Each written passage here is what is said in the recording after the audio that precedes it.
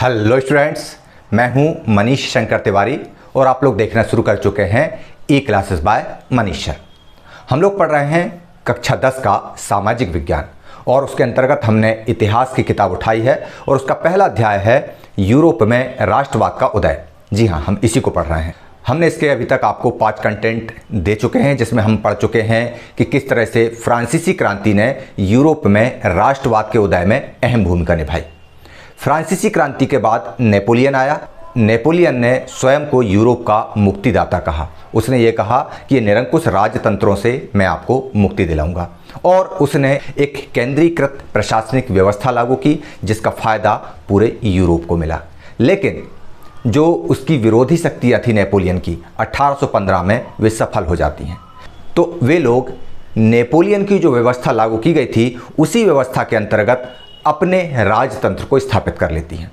जब वह राजतंत्र स्थापित हो जाता है तो क्रांतिकारियों के द्वारा राजतंत्र के खिलाफ क्रांतियों का आगाज़ कर दिया जाता है और साथ में 1848 में वो जो उदारवादी लोग थे, लिबरल्स लोग थे, जो मध्य वर्ग के लोग थे, जो औद्योगिक क्षेत्रों से जुड़े लोग थे, वे एक बार फिर राजशाही के खिलाफ आंदोलन करते हैं। लेकिन इस बार रूढ़िवादियों के द्वारा इनके आंदोलन को बहुत बुरे तरीके से दबा दिया जाता है और एक बड़ा परिवर्तन ये होता है कि जो राष्ट्रवाद की जिस भावना को लेकर के लिबरल्स आगे बढ़ रहे थे, उदारवादी आगे बढ़ रहे थे, अब उसी राष्ट्रवादी भावना को इन रूढ़िवादियों ने अपने हाथों में ले लिया था। और जब रूढ़िवादियों ने राष्ट्रवाद की भावना को अपना लिया तब इसका सबसे बड़ा असर इटली और जर्मनी में देखने को मिलता है। वहाँ पर राजतंत्रों के द्वारा युद्ध नीति के माध्यम से, नौकरशाही के माध्यम से, सेना का उपयोग करके राष्ट्र का एकीकरण का कार्य किया जाता है। चलिए आज हम देखते हैं जर्मनी और इटली का एकीकरण कैसे हुआ। चलिए, कक्षा 10 इसके अंतर्गत आज हम पढ़ रहे हैं यूरोप में राष्ट्रवाद का उदय। ये चैप्टर हमारा कंटिन्यू है। आज हम पढ़ेंगे जर्मनी और इटली का निर्माण और साथ में एक महत्वपूर्ण चीज़ जो देखने वाले हैं हम, वो है ब्रिटेन की अजीब दास्तान। और अभी तक कंटेंट्स के 5 वीडियो हो चुके हैं। इसके बाद हमारा ये जो है 6वां वीडियो है आज। चलिए आरंभ करते हैं। यूरोप में राष्ट्रवाद का उदय, ये आपको यूरोप का नक्शा दिख रहा है। आज की स्थिति में अगर हम बात करें तो संयुक्त राष्ट्र संघ के हिसाब से उसमें जो रजिस्टर्ड इनलिस्टेड जो देश हैं उनकी संख्या 44 के लगभग है। फिर भी अगर हम देखें तो 50-51 के लगभग छोटे बड़े राष्ट्र यूरोप में हैं। लेकिन जैसा नक्शा आज आपको ये दिख रहा है वैसा आज से 200-250 साल पहले नहीं था। ये जो आपको आज यहाँ पर ये जर्मनी दिख रहा है, ये इटली दिख रहा है और ये जो आपको यूनाइटेड किंगडम दिख रहा है, आज हम इस वीडियो में इन्हीं को समझेंगे कि ये इस फॉर्मेट में जैसा ये दिख रहा है नक्शा में आज ये कैसे पहुँचे। चलिए हम आगे देखते हैं। ये यहाँ पर देखें हम जर्मनी के बारे में, सबसे पहले हम जर्मनी के बारे में पाठ्य पुस्तक के आधार पर जो दिया है उसको तो हम पढ़ेंगे आगे चल के, लेकिन हम ये जाने कि जर्मनी का एकीकरण किया गया तो जर्मनी को एकीकरण कैसे किया गया, जर्मनी एकीकृत कैसे हुआ, जर्मनी में ऐसा क्या था, क्या वो भौगोलिक भाग उसके अलग अलग थे या जर्मनी कहीं दूर दूर था, उनको पकड़ के इकट्ठा किया गया, ये सारी चीज़ें पहले हम समझ लेते हैं। जर्मनी के एकीकरण के पहले क्या होता है कि जर्मनी का जो पूरा भूभाग है वह 300 से अधिक टुकड़ों में विभाजित रहता है। जर्मनी एकीकृत होने के बाद इस तरह से रहता है और जब इसका एकीकरण होता है तो उसके पहले यह 300 से अधिक भागों में, 300 से अधिक टुकड़ों में विभक्त रहता है। और जब नेपोलियन इस क्षेत्र को जीत लेता है, इसको अपन इस तरह से देखते हैं, ये जर्मनी के एकीकरण के बाद का नक्शा है। ये जर्मनी के एकीकरण का जो मार्ग प्रशस्त होता है वो कैसे होता है। एक्चुअल में जर्मनी जब नेपोलियन वहाँ पर नहीं जाता है, शुरुआत में 300 से अधिक टुकड़ों में विभाजित होता है। जब नेपोलियन वहाँ पर इन क्षेत्रों को जीत लेता है तो वह इस पूरे स्टेट को, इस पूरे भूभाग को 39 राज्यों में तब्दील कर देता है और इन 39 राज्यों को नाम दिया जाता है राइन संघ। क्या नाम दिया जाता है? राइन संघ। राइन नदी के आसपास जर्मनी को एक्चुअल में प्राचीन नाम जर्मनी का राइन ही था और ये पूरे जो 39 स्टेट थे इनको राइन संघ कहा जाता है। लेकिन होता क्या है कि इस भूभाग पर नेपोलियन की हार हो जाती है। आपको मालूम है 1815 में वाटरलू के युद्ध में नेपोलियन हार जाता है। इसके बाद प्रशा और ऑस्ट्रिया का प्रभुत्व इस क्षेत्र में बढ़ जाता है। जो जर्मनी है उसके चारों तरफ डेनमार्क, रूस, ऑस्ट्रिया, स्पेन और फ्रांस ये राजतंत्र थे और ये राजतंत्र उसको नोचते खसोटते रहते थे अपनी अपनी सुविधा के हिसाब से, जिसको जहां मौका मिलता जर्मनी के स्टेट्स को अपने कब्जे में ये लोग ले लेते। लेकिन जर्मनी के जो 39 स्टेट्स थे उनमें सबसे ज़्यादा बड़ा भौगोलिक दृष्टि से, राजनीतिक दृष्टि से, आर्थिक प्रभुत्व की दृष्टि से सबसे बड़ा जो राज्य था वह था प्रशा, और प्रशा का प्रभुत्व वहाँ पर था। और प्रशा के प्रभुत्व को हम कैसे समझ सकते हैं? जब नेपोलियन ने वहाँ पर 39 राज्यों का एक राइन संघ बनाया था तो इनको एक आर्थिक व्यवस्था के अंतर्गत लाने की ज़रूरत थी। तब प्रशा ने जॉलवेराइन नाम की एक संस्था बनाने का प्रस्ताव दिया और उसको बनाया गया। जब जॉलवेराइन बन गया, व्यापारियों का एक संघ बन गया, तो क्या होने लगा कि सारे व्यापारी, जैसे हमने इसके पहले पढ़ा था कि हैम्बर्ग से न्यूरेमबर्ग जाने के लिए 11 चुंगी नाके मिलते थे, उनमें हर नाके पर टैक्स दिया जाता था। तो प्रशा ने जॉलवेराइन बना के ये प्रथा बंद कर दी और उसने क्या कहा कि व्यापारी अपने माल का हिसाब देकर एक परमानेंट टैक्स, एक बार एकजाई टैक्स यहाँ ऑफिस में जॉलवेराइन में दे दे और उसकी पर्चियाँ वो 10, 11, 12 चुंगियों पर दिखाती रहे। तो इस तरह से प्रशा ने आर्थिक आधुनिकीकरण का कार्य किया था। नीचे ऑस्ट्रिया जो था यह एक मजबूत राजतंत्र था और ऑस्ट्रिया का जो है राइन संघ के दक्षिण पूर्वी हिस्से पर प्रभुत्व था। ये स्थिति हमको भूगोलिक और राजनीतिक समझ में आ गई। मतलब जो जर्मनी था वह एकीकरण के पहले 300 से अधिक टुकड़ों में विभाजित था। इसके बाद नेपोलियन ने इनको 300 पार्ट्स में डिवाइड कर दिया और एक राइन संघ बना दिया। इन राइन संघों में 39 राज्यों में 38 राज्य एक तरफ और 39वां राज्य मतलब प्रशा वह सबसे ज़्यादा मजबूत और आधुनिक विचारधारा वाला था। उसका प्रभुत्व था यहाँ पर और ऑस्ट्रिया का प्रभुत्व था। ये चीज़ आपकी समझ में आ गई। अब आगे देखते हैं। यहीं पर इसी का एकीकरण होता है।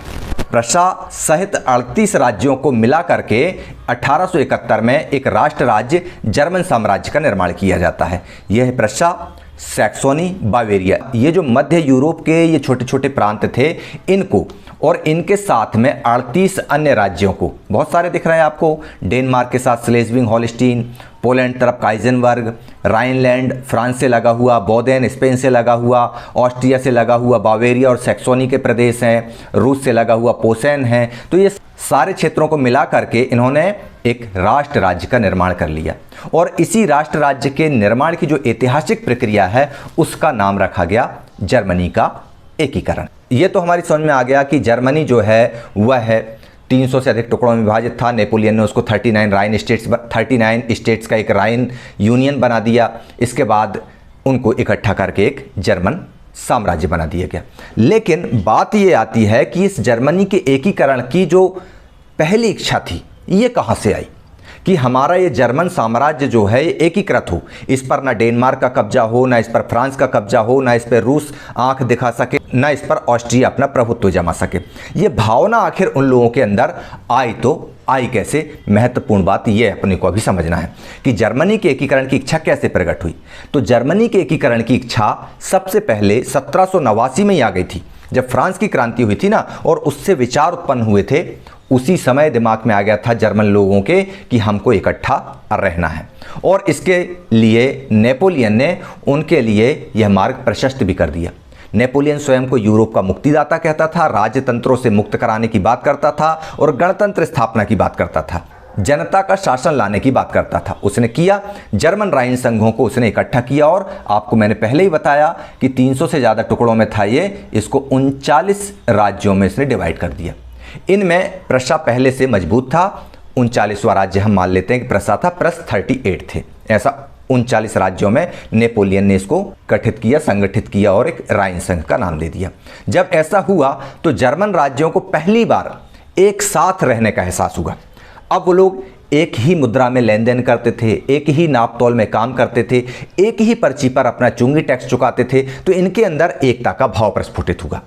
साथ में हमने पढ़ा है, रूमानीवाद में देखा है, योहान गॉटफ्रीड महोदय जो एक जर्मन दार्शनिक थे, वो बताते हैं कि जर्मनी की जो असली एसेंस है, जर्मन राष्ट्र का जो असली अस्तित्व है वह वहाँ की जनता में था, और जनता अपनी लोक संस्कृति से जुड़ी हुई थी, जनता अपने लोक नृत्यों से जुड़ी हुई थी। तो ये गौरव चाहे वह डेनमार्क की तरफ का बंदा हो, चाहे वो ऑस्ट्रिया की तरफ का बंदा हो, ये सारे लोग, चाहे फ्रांस तरफ का हो या रूस की बाउंड्री से जुड़ा हुआ या फिर मध्य में बर्लिन इत्यादि क्षेत्र से जुड़ा हो, सबके अंदर एक जर्मन संस्कृति का भाव भी था। एक तो इन लोगों के अंदर सांस्कृतिक एकता की भावना थी, दूसरा भौगोलिक रूप से नेपोलियन इनको जोड़ दिया, और साथ में न केवल सांस्कृतिक और भौगोलिक एकता आई बल्कि इनको आर्थिक रूप से भी एक भावना के साथ पिरो दिया। क्यों? क्योंकि इसने प्रशासनिक परिवर्तन ऐसे किए कि सारा जर्मनी एक ही मुद्रा का प्रयोग करने लगा, सारा जर्मनी एक ही व्यापार व्यवस्था का उपयोग करने लगा जो प्रशा ने प्रस्तावित की थी जॉलबेराइन के अंतर्गत।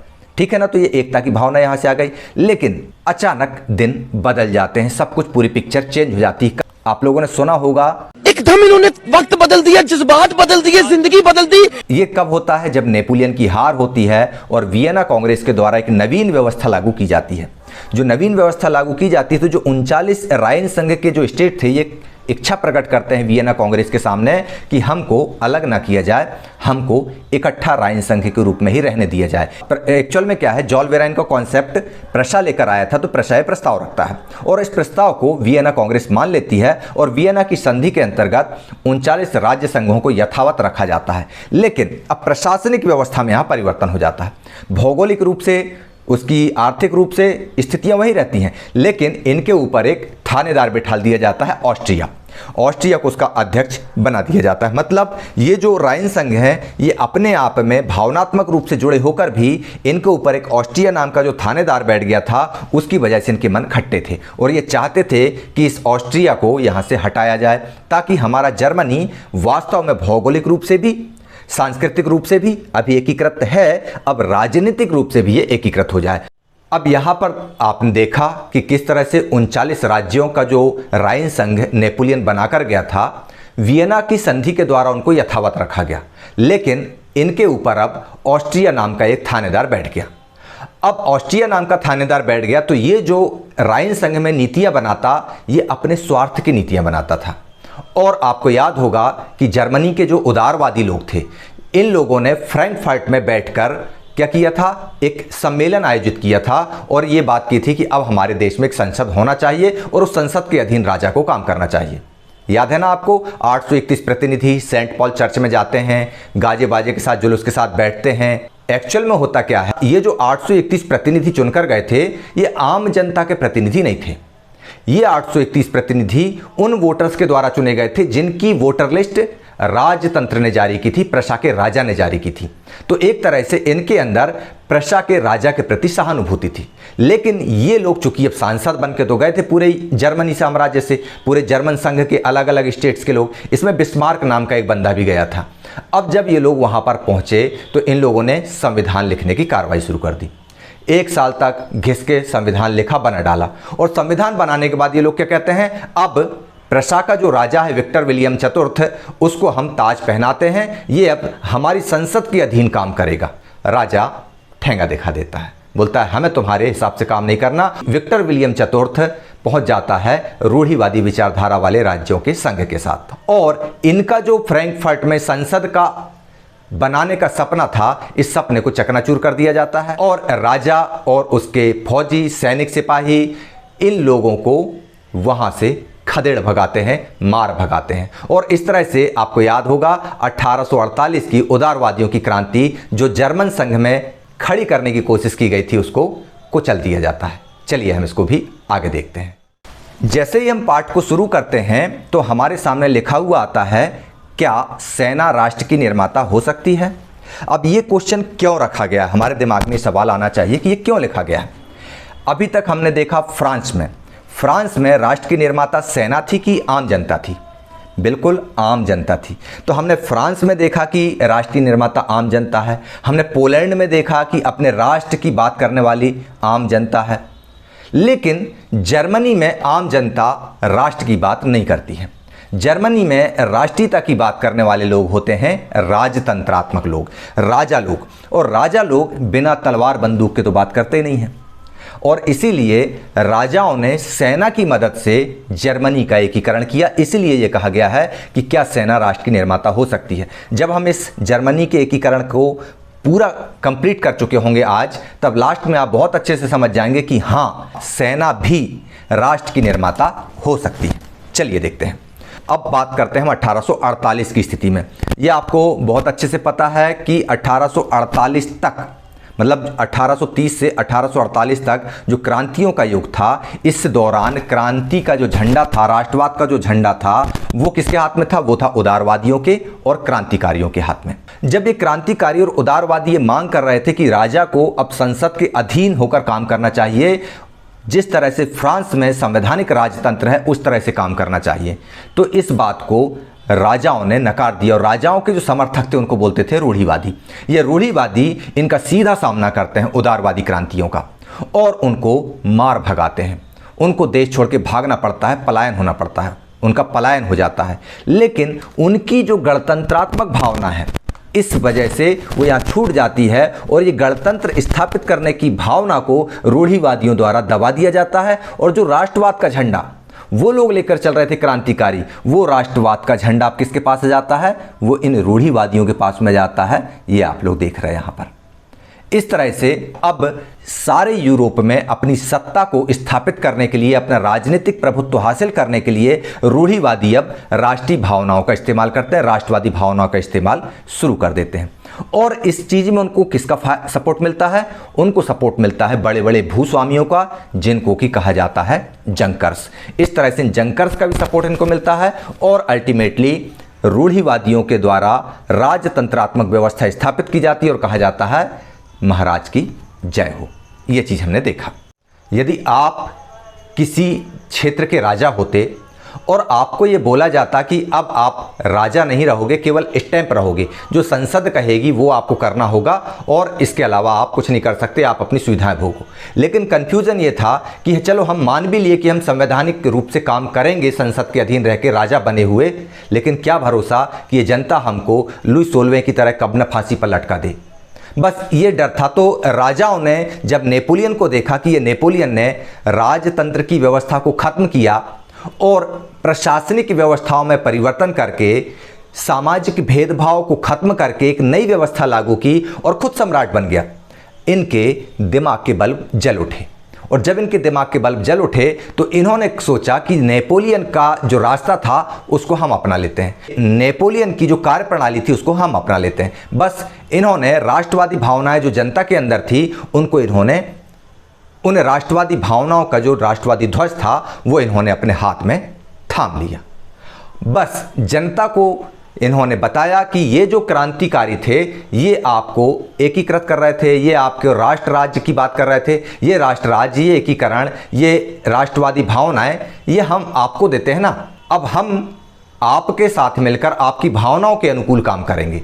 डेफिनेटली जनता को इससे ज़्यादा क्या चाहिए था? जनता का समर्थन भी राजाओं को हासिल होने लगा। चलिए हम आगे देखते हैं इस पूरी प्रक्रिया को। चलिए हम समझते हैं जर्मनी और इटली के एकीकरण के माध्यम से कि ये कैसे राष्ट्र राज्य बने। अब 1848 की क्रांति को कुचल दिया। राजाओं ने जनता को यह भरोसा दिला दिया कि अब राष्ट्रवादी आंदोलन हम संभालेंगे।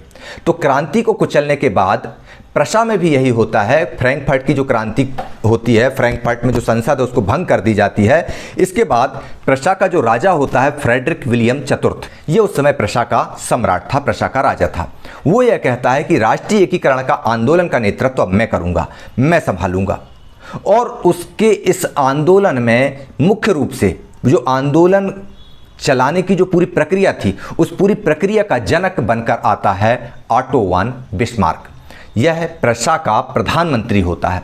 ये जो बिस्मार्क है ये पूरे जर्मनी के एकीकरण की प्रक्रिया में सेना और नौकरशाही की मदद लेता है। ये नहीं बोलता कि जनता के साथ कि आओ मेरे पीछे, हम चलो राजा को मारेंगे, आंदोलन करेंगे, नहीं, ये बिल्कुल नहीं करता।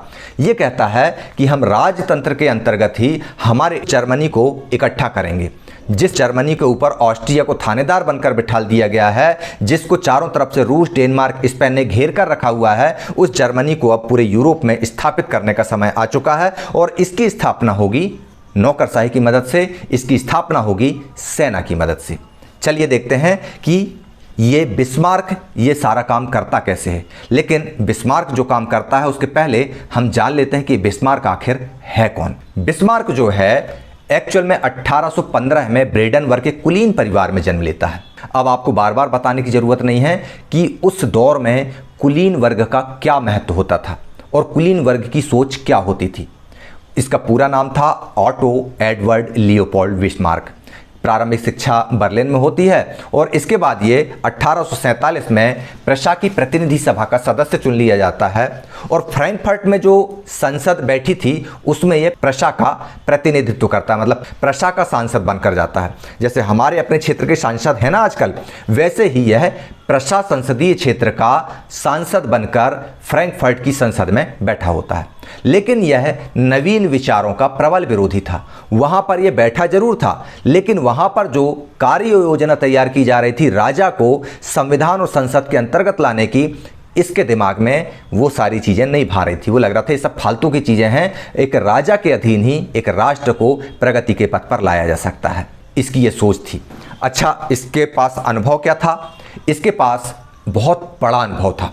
1859 ईस्वी में ये बंदा रूस में जर्मनी के राजदूत के रूप में काम करता है और जब ये वहाँ पर काम करता है तो रूस के जार के साथ इसकी बहुत अच्छी मित्रता हो जाती है।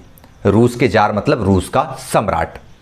2-3 साल वहाँ काम करता है। इसके बाद प्रशा के राजा के द्वारा 1862 में इसको फ्रांस में राजदूत बनाकर भेज दिया जाता है और ये फ्रांस के राजा नेपोलियन थर्ड के साथ में भी अपनी अच्छी मित्रता गांठ लेता है और इस तरह से पूर्व और पश्चिम में स्थित 2 बड़े राज्यों से बिस्मार्क की बहुत अच्छी मित्रता हो जाती है और इसी मित्रता का फायदा उठाकर वह जर्मनी के एकीकरण में आगे बढ़ जाता है। बाद में 1862 ईस्वी में प्रशा के शासक विलियम प्रथम के द्वारा उसे देश का चांसलर बना दिया जाता है। अब अभी तक मैं आपको बता रहा था क्या कि प्रशा का शासक था फ्रेडरिक विलियम चतुर्थ, लेकिन अब हम बोल रहे हैं विलियम प्रथम। एक्चुअल में क्या होता है कि इसके पहले जो फ्रेडरिक विलियम चतुर्थ था उसकी मानसिक स्थिति खराब हो जाती है। 2-3 साल तक वह मनोरोगी हो जाता है। तब उसकी जगह पर उसका कजिन, उसका भाई विलियम फर्स्ट जो है वह कार्यभार संभालता है राजा के रूप में और उस विलियम चतुर्थ की मृत्यु के बाद में फिर यह विलियम परमानेंट प्रशा का राजा बन जाता है और फिर यह विलियम प्रथम बिस्मार्क को देश का प्रधानमंत्री बना देता है। बिस्मार्क का मुख्य उद्देश्य केवल और केवल ये था कि जर्मनी को किसी तरह से जो 39 राज्य संघों में बटा हुआ है इसको एकीकृत कर लिया जाए और जर्मनी जो प्रशा के अंतर्गत काम करेगा उसका प्रभुत्व पूरी दुनिया में, पूरे यूरोप में स्थापित किया जाए और उसके लिए यह युद्ध की नीति का सहारा लेता था जिसको हम बिस्मार्क की रक्त और लोहे की नीति के नाम से जानते हैं। इसकी एक बहुत बड़ी विशेषता थी कि यह लोकतंत्र और संसदीय व्यवस्था को बिल्कुल भी पसंद नहीं करता था। ठीक है ना, ये चीज़ आपको समझ में आ गई। ऐसा बंदा जो लोकतंत्र और संसदीय पद्धति को पसंद नहीं करता लेकिन जर्मनी की जनता के भावना के अनुरूप सारी जर्मनी को एकीकृत करके यूरोप में स्थापित करना चाहता है, वह बिस्मार्क क्या करता है, जर्मनी के एकीकरण की प्रक्रिया का जनक कहलाता है। चलिए हम देखते हैं जर्मनी की एकीकरण की प्रक्रिया कैसी है। ये देखिए आप लोग, जर्मनी, यहाँ पर एक और राज्य है स्पेन, यहाँ पर इस दिशा में था स्पेन। तो डेनमार्क, रूस, ऑस्ट्रिया, स्पेन और फ्रांस, इन राज्यों से घिरा हुआ था यह 39 राज्यों का राइन संघ। 7 वर्षों के दौरान 1864 से 1871 तक प्रशा जो है 3 युद्ध लड़ता है। किस किस से युद्ध लड़ता है? ऑस्ट्रिया से, डेनमार्क से और फ्रांस से। किस किस से लड़ता है? ऑस्ट्रिया से, डेनमार्क से और फ्रांस से। अब बड़ी इंटरेस्टिंग चीज़ देखिए आप लोग कि इन 3 युद्धों को जीतकर जर्मनी के एकीकरण की प्रक्रिया पूरी हो जाती है। बिस्मार्क क्या है, ये जो डेनमार्क से लगा हुआ क्षेत्र रहता है स्लेस्विंग और हॉलस्टीन, वियना की संधि के अंतर्गत इन क्षेत्रों के प्रशासनिक अधिकार डेनमार्क को दे दिए जाते हैं। लेकिन बिस्मार्क ये चाहता है कि ये जो है डेनमार्क से हमारे पास आ जाए।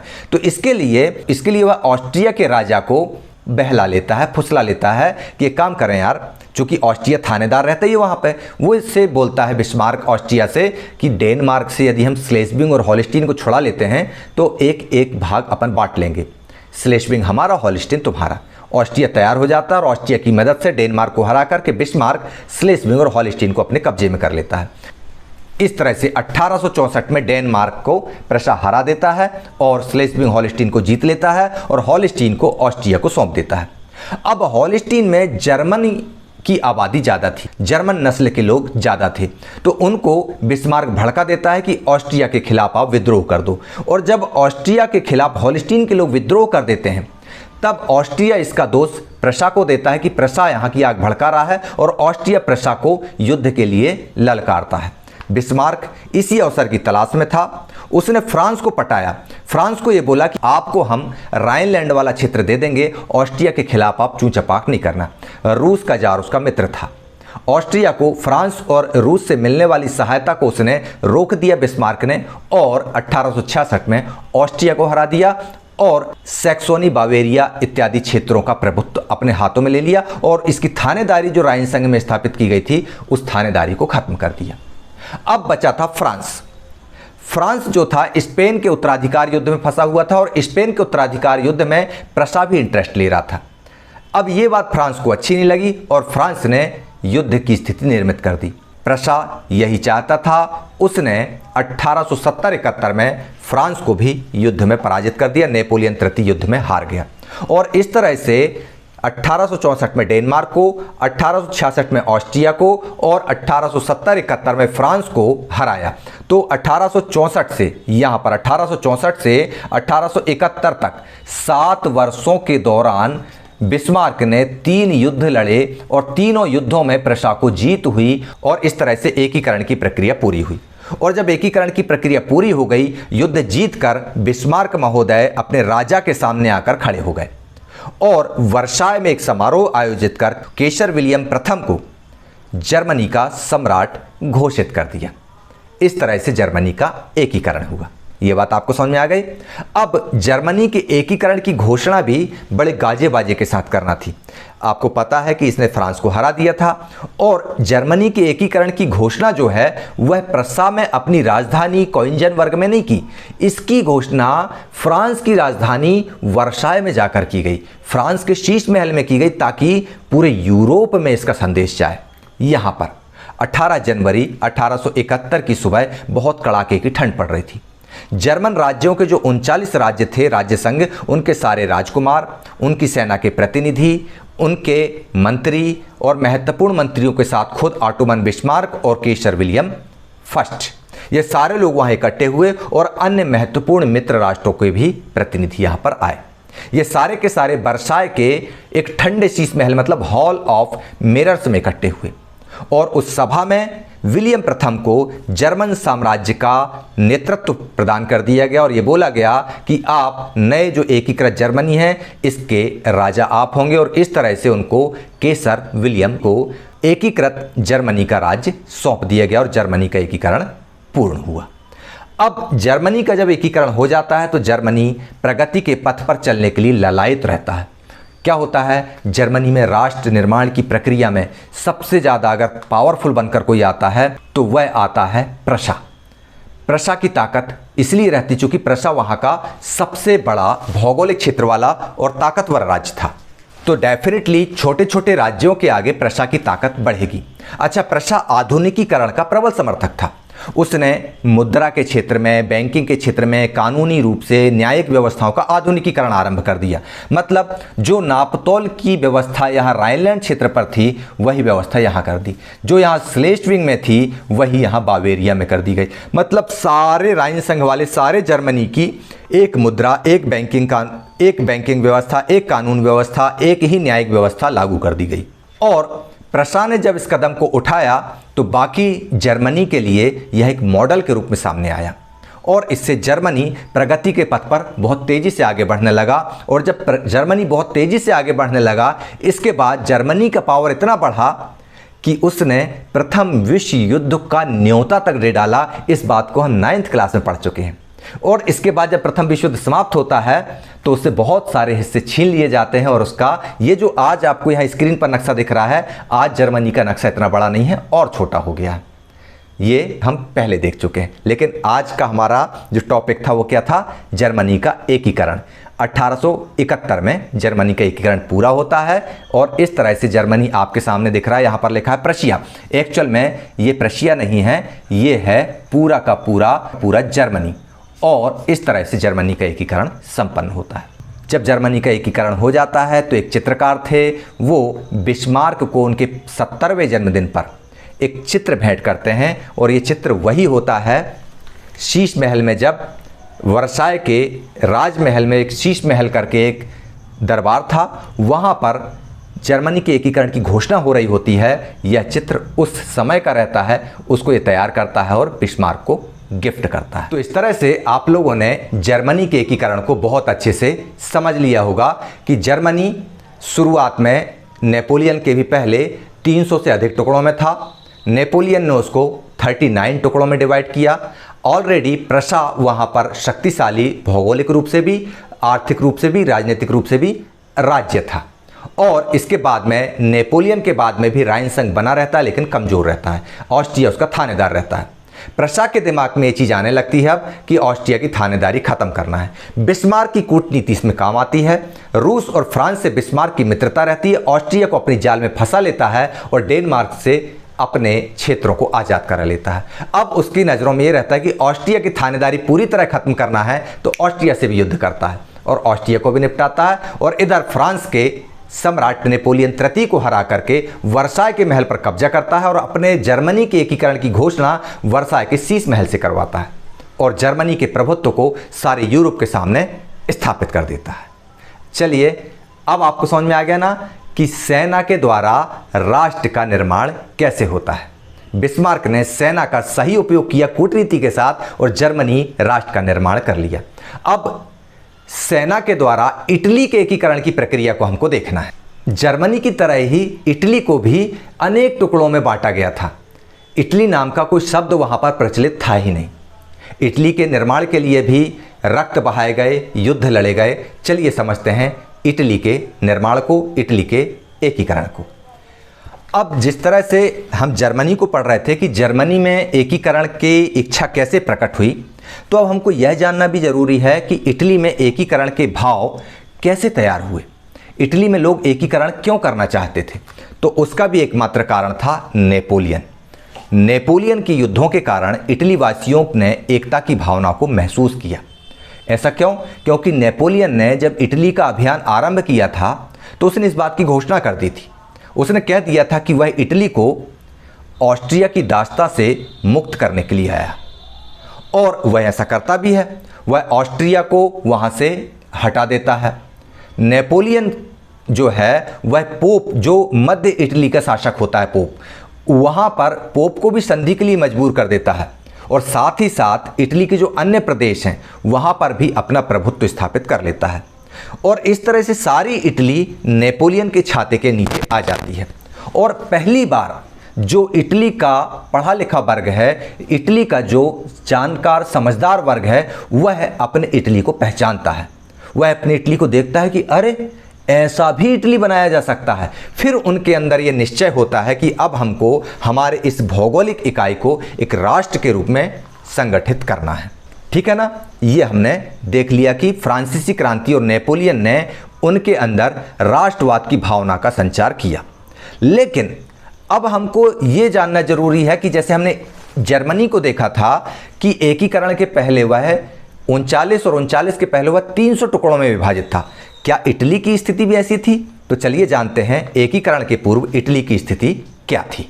जर्मनी की तरह ही इटली भी राजनीतिक विखंडन का शिकार था। ये जो आपको आज नक्शा दिख रहा है, इस तरह से इटली इन 7 भागों में डिवाइड था।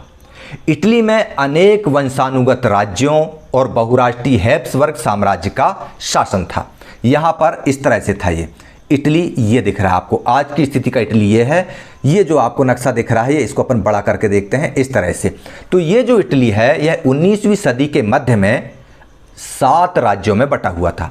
ये ऊपर का था उत्तरी इटली, लॉम्बार्डी, वेनेशिया, परमा, मोडेना, टस्कनी, पेपल के राज्य, दोनों सिसिलियों के राज्यतंत्र, ये वाला और ये वाला। और 7वें नंबर पे था सार्डिनिया पीटमांड। यहाँ पर सार्डिनिया सिवाय लिखा हुआ है, एक्चुअल में ये हिस्सा रहता है, इसको बोलते हैं पीटमांड और ये होता है सार्डिनिया। ये होता है सार्डिनिया। तो पीटमांड और सार्डिनिया ही एकमात्र ऐसा राज्य रहता है, ये एकीकृत रहता है। इनके बीच में भौगोलिक दूरी है, एक दूसरे से डिस्टेंस है, लेकिन ये एक ही राजा के अधीन थे और वह राजा इतावली राजघराने का था। मतलब ये 7 राज्यों में से 6 राज्यों पर अन्य राजवंशों का कब्जा था, लेकिन इटली के रक्त का जो राजघराना था, इटली की नस्ल का असली इटालियन राजा जो था, वह एक राज्य पर कब्जा था उसका, वह राज करता था और उसका नाम था विक्टर एमेनुअल द्वितीय। 19वीं सदी के मध्य की हम बात कर रहे हैं, ठीक है ना। अब हम इसको देख लेते हैं। इस नक्शे को देखकर आपको कहीं इटली दिख रहा है क्या?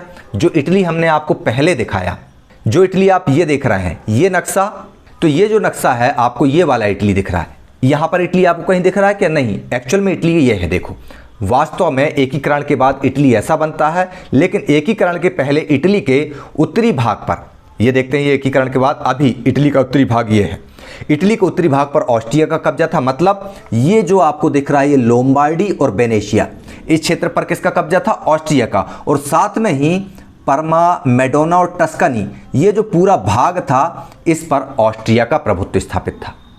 और मध्य के राज्यों पर, पेपल्स जो राज्य था मध्य इलाकों पर, वहाँ पर पोप का शासन चलता था, जबकि दक्षिणी जो इटली था, सिसिली के जो राज्य थे, वहाँ पर स्पेन का बूर्बो राजा राज करता था। अब यहाँ पर एक मज़ेदार बात देखिए आप लोग कि इतावली भाषा ने अभी साझा पहचान हासिल नहीं की थी। मतलब पूरी इटली में इटली के लोग रहते थे, लेकिन उनको ये नहीं पता था कि हम सारे लोग इटली के हैं। अर्थात इटली एक भौगोलिक इकाई तो थी, लेकिन राजनीतिक इकाई नहीं थी। ये सारे के सारे भौगोलिक प्रदेश अलग अलग राजाओं के अंडर में गुलाम थे। लेकिन पढ़े लिखे लोग जिन्होंने नेपोलियन के बाद ये महसूस किया कि ये जो अलग अलग क्षेत्रों में गुलाम बनाए गए हैं, हमारा भौगोलिक क्षेत्र, इसको इकट्ठा किया जाए और एक इटली बनाया जाए। लेकिन वहाँ पर जो मूल जनता थी, जो बेसिक वहाँ पर रहने वाले लोग थे, वे लोग इतावली भाषा का इस्तेमाल पूरे भौगोलिक क्षेत्र में नहीं करते थे। आप याद कीजिए पोलैंड को। पोलैंड में यहाँ पर हमने देखा था कि ये जो पोलैंड है, इस पोलैंड पे कब्जा रूस का था, यहाँ पर प्रशा खींचता था और यहाँ से नीचे से ऑस्ट्रिया हक जमाता था। लेकिन पोलैंड 3 टुकड़ों में बटा होने के बावजूद भी यहाँ की जो पोलिश भाषा थी, ये पोलिश भाषा पोलैंड की जनता को इकट्ठा रखती है और रूस से लड़ने के लिए पोलिश भाषा एक हथियार के रूप में इस्तेमाल की जाती है। इटली में ऐसी स्थिति नहीं थी।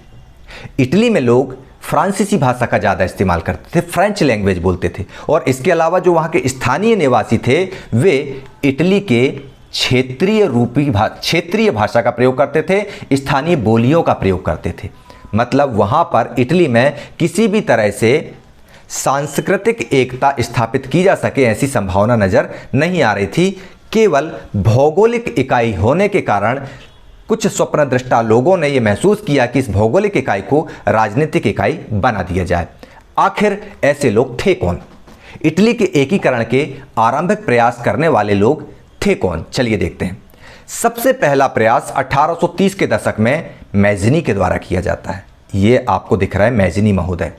क्रांतिकारी गतिविधियों के अंतर्गत हम इसको पढ़ चुके हैं और इनके बारे में पूरा डिटेल भी हम जानते हैं। तो मैजिनी ने नेपोलियन के द्वारा जिस पूरे भूभाग को, इटली के पूरे भूभाग को एकीकृत किया गया था, उसको इकट्ठा करने का एक स्वप्न देखा जाता है। मैजिनी ये स्वप्न देखता है कि ये जो पूरा इटली प्रायद्वीप है, इटालियन प्रायद्वीप है, इस भौगोलिक इकाई को एक राष्ट्र राज्य के रूप में स्थापित किया जाए। लेकिन इटली की लोकल जनता इसमें कोई इंटरेस्ट नहीं रख रही थी। फिर भी मैजिनी इस स्वप्न को पूरा करने के लिए एक योजना तैयार करता है, अपने उद्देश्यों को स्थापित करने और लोगों के अंदर उस भावना का प्रसार करने के लिए वह यंग इटली नाम की एक संस्था का निर्माण करता है। यह एक गुप्त संगठन बनाता है और ये जो गुप्त संगठन है, इस गुप्त संगठन की मदद के लिए young Germany, young France, young Poland, young Europe जैसी संस्थाओं का निर्माण करता है और क्रांतिकारी विचारों को सारी यूरोप में प्रचार प्रसार करता है कि हमको इटली को एक करना है, मतलब करना है। और इसके लिए वह प्रयास शुरू कर देते हैं। फिर आपको मैं वहीं पीछे ले जाता हूं। 1830 से 1848 में क्रांतियों का युग चलता है और इस क्रांतियों के युग के दौरान सारे क्रांतिकारी विद्रोहों को दबा दिया जाता है। तो यहाँ पर भी इन मांगों को रूढ़िवादियों के द्वारा दबा दिया जाता है और ये रूढ़िवादी राष्ट्रवाद का झंडा अपने हाथ में ले लेते हैं। मतलब अब इतावली राज्यों को जोड़ने की जिम्मेदारी सार्डिनिया पीटमांड के शासक विक्टर एमेनुअल द्वितीय पर आ जाती है। अब आपको चित्र यहाँ पर चार्ल्स अल्बर्ट का दिख रहा है और मैं बात कर रहा हूँ विक्टर एमेनुअल द्वितीय की। तो आपको बता दूँ कि सार्डिनिया पीटमांट का पहले शासक था चार्ल्स एल्बर्ट, और यह जो है 1848 में ही प्रयास शुरू कर देता है ऑस्ट्रिया से इटली के उत्तरी भागों को छुड़ाने का। लेकिन यह अपने पुत्र विक्टर एमेनुअल द्वितीय के लिए सत्ता छोड़ देता है और इटली के राज्यों को जोड़ने की जिम्मेदारी विक्टर एमेनुअल द्वितीय पर आ जाती है। और जब राजा साहब खुद पूरे इटली को एकीकृत करने के लिए आगे बढ़ते हैं तो उसका पूरा सपोर्ट मिलता है जेंटलमैन क्लास का, मध्य वर्गों का, अभिजात वर्गों का, कुलीन वर्गों का। उनकी नज़रों में इटली उनके आर्थिक विकास और राजनीतिक प्रभुत्व की संभावनाएं उत्पन्न करता था। पूरे यूरोप की तरह जैसे जर्मनी में उदारवादियों की क्रांति का दमन कर दिया गया, फ्रांस में उदारवादियों की क्रांति का दमन कर दिया गया, ठीक उसी तरह से इटली में भी उदारवादी क्रांति के आंदोलन का दमन रूढ़िवादियों राजाओं के द्वारा कर दिया जाता है और राष्ट्रवाद का जो ध्वज है वह राजा खुद संभाल लेता है। एकीकरण की बात राजा खुद करने लगता है। अब राजा के द्वारा जब एकीकरण की बात की जाती है तो वहाँ का जो जेंटलमैन क्लास है, वहाँ का जो पढ़ा लिखा वर्ग है, वह कहता है राजा साहब आपका ये आइडिया सही है, हम आपका सपोर्ट करते हैं। क्यों? इटली के बंदे जो हैं, इटली का जो जेंटलमैन क्लास है वो राजा को सपोर्ट क्यों करेगा भाई? इसलिए करेगा क्योंकि उन्होंने जर्मनी के हाल देख लिए थे। उन्होंने देखा था कि जर्मनी 39 भागों में बटा है, इसकी 39 मुद्राएं हैं, इसकी 39 नापतोल की प्रणाली है, और जब इसको इकट्ठा किया गया जर्मनी ने तरक्की के रास्ते पर चलना नहीं, पंख लगाकर उड़ना शुरू कर दिया है। इटली के दिमाग में भी यही चीज़ होती है कि ये जो पूरा इटली का भौगोलिक क्षेत्र है ये अलग अलग राजाओं के अधीन है, इनको इकट्ठा कर लिया जाएगा तो हमारे यहाँ पर भी एक ही मुद्रा होगी, एक ही नापतोल व्यवस्था होगी, एक ही प्रशासनिक व्यवस्था होगी, मुद्रा, बैंक, न्याय, कानून की एक ही व्यवस्था होगी, हम भी तरक्की करेंगे। और इस तरक्की का फायदा किसको मिलेगा? अभिजात वर्ग को, पढ़े लिखे लोगों को तो मिलेगा ना। आप हमेशा ध्यान रखिए, जब भी कुछ नया होता है उसका फायदा जागरूक इंसान ही उठाता है, और जागरूक कौन होता है? जो पढ़ा लिखा होता है, शिक्षित होता है। इटली का अभिजात वर्ग जागरूक था, उसने राजा को सपोर्ट किया और इटली के एकीकरण में अपना पूरा समर्थन दे दिया। चलिए देखते हैं आगे क्या होता है। इटली के एकीकरण के लिए पीटमोंट के प्रधानमंत्री का प्रयास। देखिए जर्मनी और इटली के एकीकरण में कितनी समानताएं हैं। जर्मनी के एकीकरण के लिए जर्मनी का प्रधानमंत्री ऑटो वन बिस्मार्क मेहनत करता है, ऐसे ही इटली की एकीकरण के लिए पीटमोंट सार्डिनिया के प्रधानमंत्री काबूर प्रयास करते हैं। मंत्री काबूर, जिसने इटली के प्रदेशों को एकीकृत करने वाले आंदोलन का नेतृत्व किया, इसको काउंट काबूर भी कहते हैं। इसका चेहरा देखकर ही हम समझ सकते हैं कि कितना कूटनीतिक व्यक्ति रहा होगा। लेकिन यह जो काबूर था ना तो एक क्रांतिकारी था और ना ही यह जनतंत्र में विश्वास रखने वाला था। बिस्मार्क की तरह देखिए आप इसको भी। लेकिन बिस्मार्क में यह था कि बिस्मार्क जो है नए विचारों का प्रबल विरोधी था। यह भी नए विचारों का विरोधी तो था, लेकिन साथ में पुराना रूढ़िवादी राजतंत्र था उसकी भी खिलाफत करता था और नए जनतंत्र की भी खिलाफत करता था, गणतंत्रवादी व्यवस्था की भी खिलाफत करता था। यह जो है संवैधानिक राजतंत्र का समर्थक था। और इसमें एक और बात थी, इसमें जो महत्वपूर्ण बात थी वो ये थी कि इतावली जेंटलमैन क्लास की तरह इतावली भाषा का इस्तेमाल ना करके फ्रेंच भाषा बोलता था। तो इससे यह स्पष्ट होता है कि जब किसी देश का प्रधानमंत्री अपनी बोलचाल में फ्रेंच भाषा बोल रहा है तो फ्रांस का जो राजतंत्र है वह इस प्रधानमंत्री को अपने नज़दीक मानेगा। बस फ्रांस से इसकी इसी नज़दीकी का फायदा इसने उठाया। सार्डिनिया पीटमोंट ने फ्रांस से कूटनीतिक संधि कर ली और इस संधि के द्वारा वह 1859 में ऑस्ट्रियाई बलों को हरा पाने में कामयाब हो गया। उसने ऑस्ट्रिया को पराजित कर दिया और उत्तरी इटली का जो क्षेत्र ऑस्ट्रिया के कब्जे में था, लोम्बार्डी, उसको हथिया लिया, उसको अपने कब्जे में ले लिया फ्रांस की मदद से। इतना कूटनीतिक व्यक्ति काबूर आखिर था कौन? चलिए जानते हैं कौन था काबूर। काबूर जो है इसका जन्म 1810 में पीटमोंट के एक सामंत परिवार में हुआ था। बिस्मार्क का जन्म कहाँ हुआ था? बिस्मार्क का जन्म कुलीन परिवार में हुआ था, अरिस्टोक्रेट क्लास में हुआ था। लेकिन इसका जन्म कहाँ हुआ था? एक सामंती परिवार में हुआ था। जिसका जन्म सामंत परिवार में हुआ हो उसके विचार आप समझ सकते हैं कि कितने खतरनाक होंगे। शुरुआत में इसका जीवन सेना में इंजीनियर के रूप में बीता। यह उदारवादी विचारों से प्रभावित था। यह राजाओं की निरंकुशता और धार्मिक कट्टरता दोनों का घोर विरोधी था। मतलब चर्च का भी विरोधी था और वो जो मेरा वचन ही शासन वाला राजतंत्र था उसका भी विरोधी था। लेकिन बाद में फ्रांसीसी क्रांति के प्रभाव में आ गया यह, और प्रभाव में आकर संवैधानिक राजतंत्र का प्रबल समर्थक हो गया। यह बंदा जो था जनतंत्र का भी उतना ही विरोध करता था जितना राजतंत्र की पुरानी व्यवस्था का। यह जो है 1848 में पीटमॉन्ट की राष्ट्रीय महासभा का सदस्य बना। मतलब पीटमॉन्ट का जो दरबार था वहां पर चला गया, हम इसको सांसद कह सकते हैं। पीटमॉन्ट का सांसद 1848 में बना, उसी समय इसको वहां का व्यापार मंत्री बना दिया और यह इतना योग्य था कि इसको 1852 में प्रधानमंत्री बना दिया गया। इसके प्रमुख कार्य क्या थे? इसके प्रमुख कार्य थे कि इटली के एकीकरण की बात को कोई महत्व नहीं देता था। लोग कहते थे चलो हटा यार, ठीक है ना कि इटली जो है अलग अलग राजाओं के अधीन होकर काम कर तो रहा है, क्या है ये। लेकिन इसने अपनी कूटनीति से इटली की समस्या को सारे यूरोप की रुचि का विषय बना दिया। सारे यूरोप को यह बताने में सफल हुआ कि एकीकृत इटली सारे यूरोप के लिए कैसे फायदेमंद होगा। और इसको कैसे उठाया उसने? इस चीज के लिए उसने स्वयं को सार्डिनिया पीटमॉन्ट को क्रीमिया के युद्ध में शामिल कर दिया। क्रीमिया का युद्ध जो था वह रूस के खिलाफ लड़ा गया था और रूस के खिलाफ थे इंग्लैंड, फ्रांस और टर्की। तो रूस के खिलाफ इसने फ्रांस और इंग्लैंड को सपोर्ट कर दिया। और भाग्य देखिए आप, रूस जैसी महाशक्ति को इंग्लैंड, फ्रांस और टर्की ने मिलकर पराजित कर दिया, उसकी सैनिक शक्ति को नीचे कर दिया। और इस वजह से सार्डिनिया पीटमॉन्ट अब एक पावरफुल राज्य बनकर सामने आ गया। क्यों? क्योंकि इसके मित्र बराबरी के थे। अब सार्डिनिया पीटमॉन्ट के फ्रेंड्स जो थे वो इंग्लैंड था, फ्रांस था, टर्की था। तो जिसके बड़े बड़े मित्र हों वह छोटा व्यक्ति भी बड़े मित्रों के साथ रहकर बड़प्पन को हासिल कर लेता है। कहते हैं ना, संगति का असर होता है। तो इटली के जो सार्डिनिया पीटमॉन्ट राज्य था उसको इंग्लैंड, फ्रांस और टर्की की संगत मिलती है, जिसकी वजह से सारे यूरोप में इसका प्रभाव बढ़ जाता है। और यह ऑस्ट्रिया के विरुद्ध फ्रांस के साथ में गुप्त संधि कर लेता है और गुप्त संधि करके ऑस्ट्रिया को उत्तरी क्षेत्रों से हटा देता है और उनको इटली में शामिल करता है। और इस प्रकार शुरू हो जाता है इटली का एकीकरण। इटली के एकीकरण में मतलब सार्डिनिया पीटमॉन्ट जो है वह लोम्बार्डी, वेनेशिया और वो परमा, मेडोना और टस्कनी के क्षेत्रों को अपने कब्जे में ले लेता है।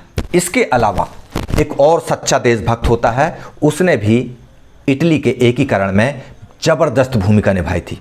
आइए जानते हैं वो कौन था। ये तस्वीर आपको दिख रही है, ये तस्वीर है गैरीबाल्डी की। नियमित सैनिकों के अलावा गैरीबाल्डी के नेतृत्व में भी भारी संख्या में सशस्त्र स्वयंसेवकों ने इस युद्ध में हिस्सा लिया। किस युद्ध में? इटली के एकीकरण वाले युद्ध में। और इस युद्ध के दौरान 1860 में इसने दक्षिणी इटली के जो दोनों राज्य थे, दोनों सिसिली थी, वहां पर गया, स्पेनी राजा को हराया और वहां पर अपना कब्जा ठोक दिया। सिसिली के दोनों प्रांत गैरीबाल्डी ने जीत लिए। अच्छा, इसको जीतने के लिए गैरीबाल्डी ने राजा की मदद नहीं ली, राजा की सेना की मदद नहीं ली। गैरीबाल्डी ने खुद ही स्वयं सेवकों को इकट्ठा किया, उनको युद्धाभ्यास कराया, युद्ध करने की ट्रेनिंग दी, उनके अंदर ये भाव पैदा किए कि हमको इस गुलामी से मुक्त होना है। और वह इसमें सफल होता है और दक्षिणी इटली में अपना राज्य स्थापित कर लेता है। अब यहां पर आप लोग देखिए, उत्तरी इटली मतलब इटली का सिर, इटली का ताज, जिसको मंत्री काबूर स्थापित कर चुका था। और दक्षिणी इटली मतलब इटली के पैर, इटली के दोनों पैर, सिसिली के दो प्रांत यानी दो पैर। अब लोगों के दिमाग में ये आता है, जो सार्डिनिया पीटमॉन्ट का जो राजा था एमेनुअल द्वितीय, उसको ये लगा कि कहीं ये गैरीबाल्डी जो है इन दोनों जूतों को पहनकर, मतलब सिसिली के दोनों राज्यों को जीतकर खुद राजा ना बन जाए, कहीं पावरफुल तो नहीं बन जाएगा। तो वह जो है गैरीबाल्डी के पास जाता है। लेकिन गैरीबाल्डी तो बहुत बड़ा देशभक्त था, उसको किसी चीज़ की लालसा नहीं थी। उसके अंदर केवल एक भाव आते थे, वो थे देशभक्ति के, कि मेरे जो इटली है वह एकीकृत हो जाए। और वह कहता है कि राजा साहब, ये बूट मेरे लिए नहीं है, ये मैं आपको पहनाता हूँ। इस तरह से सिसिली के जो दोनों राज्य हैं वह एमेनुअल द्वितीय को समर्पित कर देता है और वहाँ का राजा एमेनुअल द्वितीय को घोषित कर देता है। ये चित्र आपको दिख रहा है कि किस तरह से गैरीबाल्डी इटली नाम के बूट राजा विक्टर एमेनुअल द्वितीय को पहना रहा है। तो ये समझ में आ गया ना कि विक्टर एमेनुअल द्वितीय को ये जो दो बूट पहना रहा है, ये एक्चुअल में सिसिली के दोनों द्वीप पहनाकर उस राज्य को कंप्लीट कर रहा है। ठीक है ना। अब ये गैरीबाल्डी आखिर था कौन, चलिए आप जानते हैं इस गैरीबाल्डी के बारे में। गैरीबाल्डी का जन्म 1807 में एक जहाज व्यापारी के घर होता है। उसके पिताजी जहाज़ों का व्यापार करते हैं, उनका खुद का एक जहाज भी था और वो ये चाहते थे कि गैरीबाल्डी भी आगे चल के एक बड़ा व्यापारी बने। लेकिन गैरीबाल्डी पढ़ने लिखने में ध्यान नहीं देते थे, खिलंदड़ किस्म के व्यक्ति थे, उनका पढ़ाई लिखाई में ज़्यादा मन नहीं लगा और आखिर में जाकर वे अपने पारिवारिक व्यवसाय के अंतर्गत व्यापारिक नौसेना में जाकर के नाविक बन जाते हैं। 1833 में उनकी मुलाकात मैजनी से होती है और वे यंग इटली आंदोलन से जुड़ जाते हैं। 1834 में पीटमोंट में गणतंत्री विद्रोह होता है। इटली को एकीकृत करने के लिए, राजा को जनतंत्र के अधीन लाने के लिए ये उसमें भाग लेता है। विद्रोह कुचल दिया जाता है। गैरीबाल्डी को अमेरिका भागना पड़ता है। अमेरिका में जाकर वहाँ रहता है, खेतीबाड़ी करता है, गुरिल्ला युद्ध सीखता है, खूब पैसे कमाता है और लौट कर आ जाता है इटली। 1854 में जब विक्टर एमेनुअल द्वितीय इतावली राज्यों को एकीकृत करने का प्रयास कर रहा होता तो ये वापस आता है। वापस आने के बाद में ये क्या करता है, ये एक इटली में दक्षिण में एक द्वीप खरीद लेता है, वहाँ पर खेती किसानी का काम करता है और साथ में स्वयं सेवकों की एक फौज इकट्ठी करता चलता है। 1860 में गैरीबाल्डी 1000 लोगों का नेतृत्व करता है और इस अभियान में बहुत सारे लोग जुड़ते चले जाते हैं। इन स्वयं सेवकों को जिनको यह जोड़ता है उसको नाम दिया जाता है रेड शर्ट्स, लाल कुर्ती दल के सदस्य। और गैरीबाल्डी का लाल कुर्ती आंदोलन इतना ज़्यादा पॉपुलर होता है कि लगभग 30,000 की संख्या में जब इससे लोग जुड़ जाते हैं और यह है सशस्त्र तरीकों से अपने स्वयं सेवकों को लेकर के जाता है और सिसिली के राज्यों को जीत लेता है और उनको जीत कर इटली के राजा के चरणों में समर्पित कर देता है। इटली में 1867 में गैरीबाल्डी के नेतृत्व में क्या होता है, स्वयं सेवकों की एक सेना पेपल राज्यों से लड़ने के लिए जाती है, लेकिन वहाँ पर फ्रांस की सेना डटी रहती पहले से और ये लोग हार जाते हैं। लेकिन 1870 में जब फ्रांस जो है वह प्रशा से युद्ध में संलग्न हो जाता है, जर्मन राज्यों के अंतर्गत प्रशा का उस समय बिस्मार्क रहता है, बिस्मार्क के साथ में नेपोलियन तृतीय का युद्ध हो रहा होता है, तब फ्रांसीसी सैनिक इटली के रोम से हट जाते हैं। बस इसी मौके की तलाश में ये रहता है और गैरीबाल्डी जाकर पेपल्स के राज्यों को भी अंततः जीत लेता है और इटली में सम्मिलित कर लेता है। इस तरह से मैजनी के देखे हुए स्वप्न को काबूर शुरुआत करता है और गैरीबाल्डी उसमें पूर्ण विराम लगा देता है। इस तरह से हो जाता है इटली का एकीकरण। काफिले बनते गए, कारवां बढ़ता गया। कैसे? धीरे धीरे करके। ये देखिए 1858 में पीटमोंट सार्डिनिया के राजा ने इसको, ये वाले क्षेत्र को, लोम्बार्डी और ये वेनेशिया के क्षेत्र को जीत लेते हैं और साथ में 1858-60 में ही ये वाले क्षेत्र बीच के कौन कौन से, ये जो है परमा, मेडोना, टस्कनी और ये वाला क्षेत्र जीत लेते हैं। इसके बाद में 1860 में दक्षिण इटली पर गैरीबाल्डी कब्जा कर लेता है और सौंप देता है इटली के राजा को। और साथ में 1870 में रोम के शासक पोप को भी इटली के अंतर्गत ले आया जाता है। इस तरह से 1858 से 1870 तक एक लंबे समय अंतराल के साथ में पीटमोंट सार्डिनिया के राजा के नेतृत्व में इटली का एकीकरण संपन्न होता है। मासूम जनता इटली वाली। अब आपको ये टॉपिक लग रहा होगा कि जैसा कि मैंने आपको शुरू में बताया कि इटली का एकीकरण हो जाता है 1861 में, सारे इटली का राजा घोषित कर दिया जाता है एमेनुअल द्वितीय को। लेकिन जब इटली का राजा एमेनुअल द्वितीय को घोषित कर दिया जाता है, इटली का पूरा राजा एमेनुअल द्वितीय बन जाता है, इटली का एकीकरण हो जाता है और इटली की जनता को जब ये बताया जाता है कि आप इटली हमारा हो गया है, लेकिन इटली की जनता उस समय बहुत ही ज़्यादा निरक्षर थी। वहाँ पर निरक्षर लोगों की, अंगूठा छाप लोगों की संख्या बहुत ज़्यादा थी। उनके लिए ये जो इटली का राज्य था वह एक प्रश्नवाचक चिन्ह था। ये क्या आ गया सामने, ये इटली क्या है, ये इटली क्या है, ये इटली।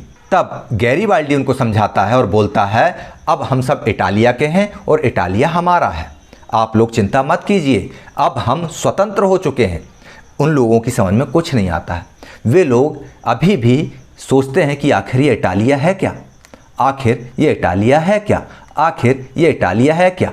और इटालिया के बारे में चूंकि इसके पहले उन्होंने कभी नहीं सुना था, तो वे लोग लाटालिया शब्द का यूज़ करते हैं और वो समझते हैं कि ये विक्टर एमेनुअल की पत्नी है, मतलब हमारी रानी है। अब हमारा पूरा इटली जो है एक रानी के कब्जे में आ चुका है।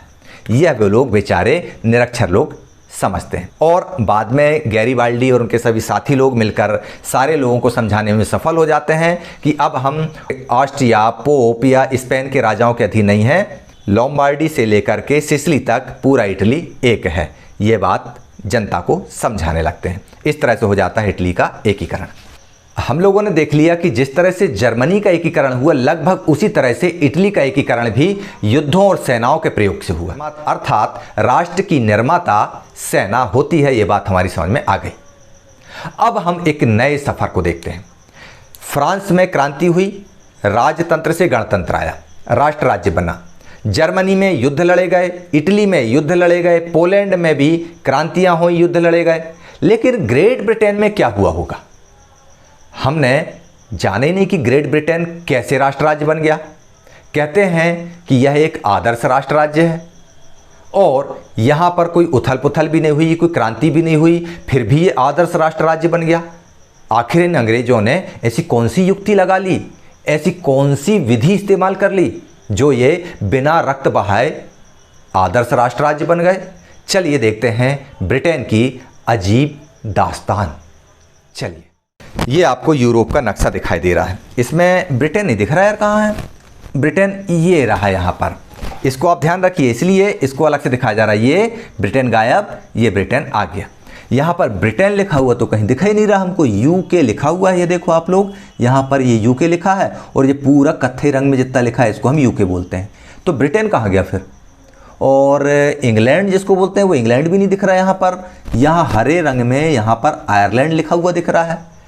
चलो इसको समझते हैं क्या चक्कर है। थोड़ा सा इसको बड़ा करके हम देखते हैं। ये द्वीप है एक्चुअल में, ये यहाँ पर ये द्वीप है यहाँ पर, और ये ऊपरी इस तरह से देखें, ये वाला हिस्सा था स्कॉटलैंड का, ये वाला हिस्सा है इंग्लैंड का, ये वाला हिस्सा है वेल्स का, ये है नॉर्दर्न आयरलैंड का, और ये है रिपब्लिक ऑफ आयरलैंड का। मतलब ये 5 द्वीप हैं और यहाँ पे तो एक ही दिख रहा था। चलो समझते हैं आखिर ये कहानी क्या है। पूरे ब्रिटिश द्वीप समूह को जानने की कोशिश करते हैं। चलिए, स्कॉटलैंड हमने बताया आपको, इंग्लैंड के उत्तर में स्कॉटलैंड, स्कॉटलैंड के दक्षिण में इंग्लैंड, इंग्लैंड के पश्चिमी क्षेत्र में वेल्स, वेल्स के पश्चिम उत्तर में नॉर्दर्न आयरलैंड, और नॉर्दर्न आयरलैंड के नीचे रिपब्लिक ऑफ आयरलैंड। ठीक है, ये 5 द्वीप समूह हैं। इसके अलावा भी छोटे छोटे बहुत सारे द्वीप समूह स्कॉटलैंड से लगे हुए इंग्लैंड के आसपास। अब ये सारा का सारा क्षेत्र कहलाता है पूरा ब्रिटिश द्वीप समूह। क्या कहलाता है? ब्रिटिश द्वीप समूह। इस ब्रिटिश द्वीप समूह में इंग्लैंड दिख रहा है, स्कॉटलैंड दिख रहा है, उत्तरी आयरलैंड दिख रहा है, वेल्स दिख रहा है और रिपब्लिक ऑफ आयरलैंड दिख रहा है। लेकिन हम तो बात कर रहे हैं ब्रिटेन की, द ग्रेट ब्रिटेन। वो क्या है? वो ये है। दिमाग घूम गया ना? दिमाग को चकराने की जरूरत नहीं, घुमाने की जरूरत नहीं है। स्कॉटलैंड, इंग्लैंड और वेल्स मिलकर कहलाते हैं ग्रेट ब्रिटेन। ठीक है ना? क्या कहलाते हैं? ग्रेट ब्रिटेन कौन कौन से मिलकर बना है? हम अंग्रेजी का फार्मूला अगर यहां पर लगाएं, great Britain is equal to Scotland plus England plus Wales. ठीक है, अब इसमें हमने उत्तरी आयरलैंड जोड़ दिया। जब हम इसमें उत्तरी आयरलैंड जोड़ देते हैं तो ये हो जाता है यूनाइटेड किंगडम, यूके। ठीक है, अब कहला रहा है यूनाइटेड किंगडम। मतलब जब ये 3 राज्य होते हैं तब होता है ग्रेट ब्रिटेन, और जब ये 4 हो जाते हैं तो हो जाता है यूनाइटेड किंगडम।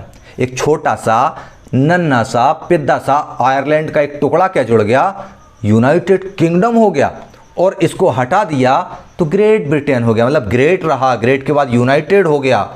अब लेकिन रिपब्लिक ऑफ आयरलैंड और जुड़ जाता है तो ये पूरा क्षेत्र कहलाने लगता है ब्रिटिश आइसलिस। आइसलिस मतलब द्वीप समूह, पूरा ब्रिटिश द्वीप समूह ये कहलाने लगता है। ठीक है, चलिए अब हम देखते हैं ये पूरा द्वीप समूह इंग्लैंड की छत्र छाया में आकर के यूनाइटेड किंगडम के रूप में कैसे स्थापित हुआ। आरंभिक स्थिति हम देखते हैं। कुछ विद्वानों का यह तर्क है कि राष्ट्र या राष्ट्र राज्य का मॉडल या आदर्श जो है वह ग्रेट ब्रिटेन है। लेकिन इस आदर्श राष्ट्र राज्य के निर्माण के लिए इंग्लैंड में ना तो कोई क्रांति हुई और ना ही कोई उथल पुथल मची। मतलब यह राष्ट्र राज्य का निर्माण कोई अचानक हुई क्रांति या उथल पुथल का परिणाम नहीं था, उसके कारण नहीं बनी थी कि क्रांति हुई साल 2 साल में ये पूरा का पूरा इकट्ठा हो गया, ऐसा नहीं था। यह एक लंबी चलने वाली प्रक्रिया थी। बहुत लंबे समय तक चलने वाली प्रक्रिया थी। अगर हम देखें 18वीं शताब्दी के पहले तो वहाँ पर ब्रिटेन नाम का कोई राष्ट्र था ही नहीं। यहाँ पर स्कॉटलैंड था, इंग्लैंड था, वेल्स था, उत्तरी आयरलैंड था और गणतांत्रिक आयरलैंड था। ब्रिटेन तो था ही नहीं यहाँ पर।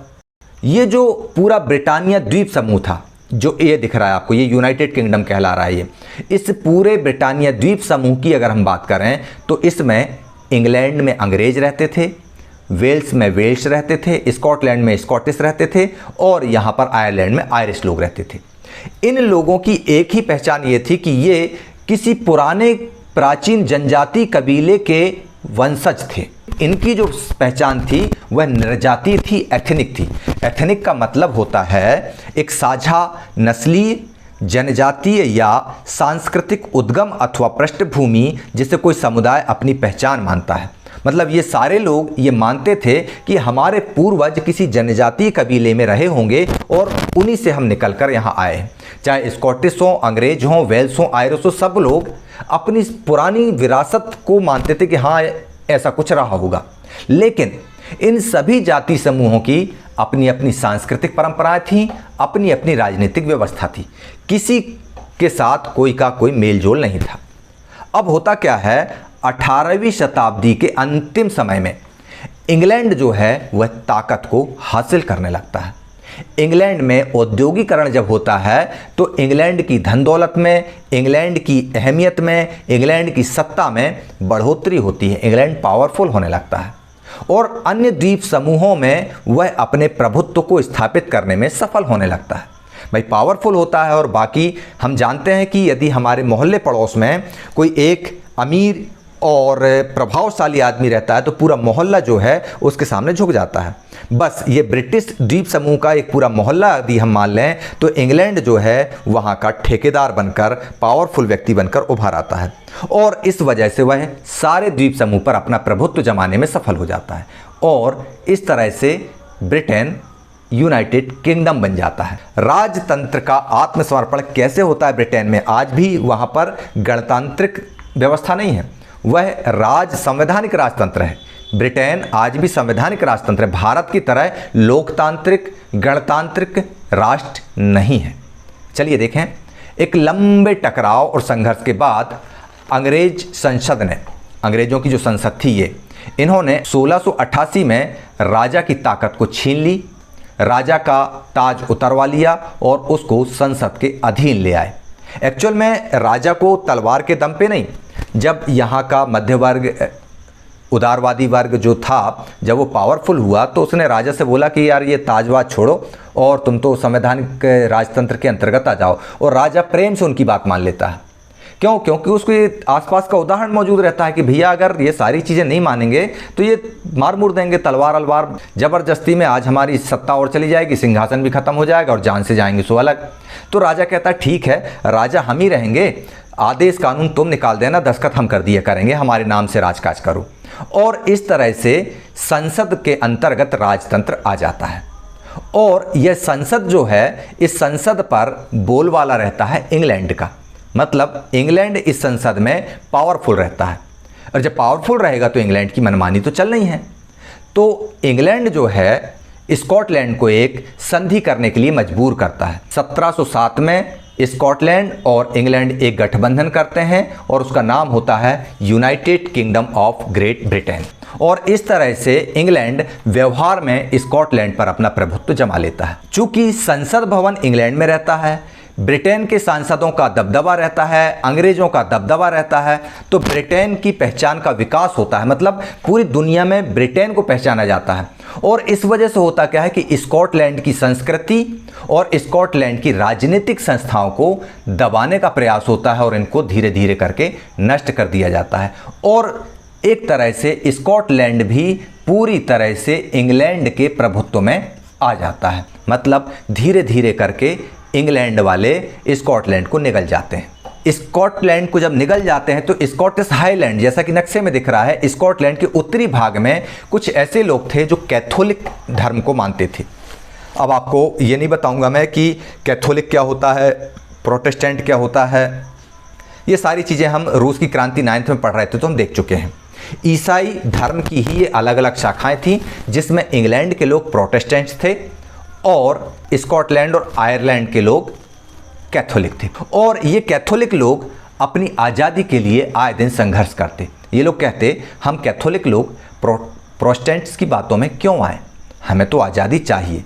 और जब ये आज़ादी की बात करते हैं तब अंग्रेज लोग, जो इंग्लैंड के लोग रहते हैं, वह स्कॉटिश हाईलैंड के लोगों को उनकी जो मूल भाषा होती है गैलिक भाषा, उसको बोलने से मना करते हैं। साथ ही ये बोलते हैं कि तुम अपनी राष्ट्रीय पोशाक नहीं पहनोगे, अब तुम इंग्लैंड के कब्जे में हो, तुमको हमारी बताई हुई वर्दी पहनना होगी, हमारी अंग्रेजी भाषा बोलना होगी।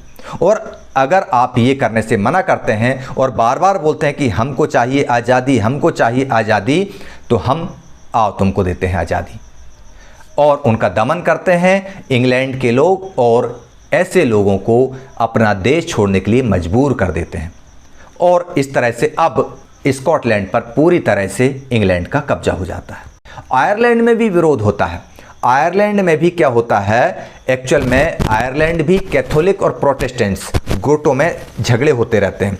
यहाँ पर भी कैथोलिक थे, यहाँ स्कॉटलैंड में भी कैथोलिक और प्रोटेस्टेंट्स थे, आयरलैंड में भी कैथोलिक और प्रोटेस्टेंट्स थे, इंग्लैंड में जो है प्रोटेस्टेंट्स थे।